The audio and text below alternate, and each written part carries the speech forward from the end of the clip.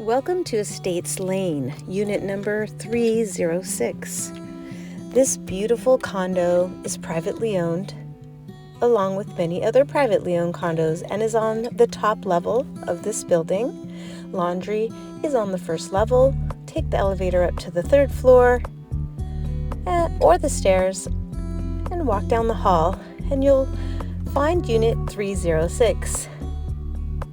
This beautiful 2-bedroom, 2 full baths, has a dining area with new lighting, kitchen updated with new countertops, a dishwasher, newer cabinets, a refrigerator, and a range. Newer flooring with this luxury vinyl planks.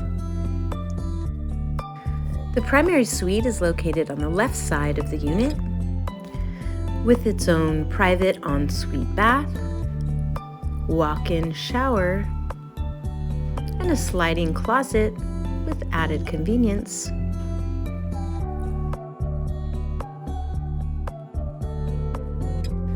A second large walk-in closet for this room, and a sliding glass door out to the unit's balcony to see the green belt throughout the community. The owner pays the HOA fees, which include water and trash.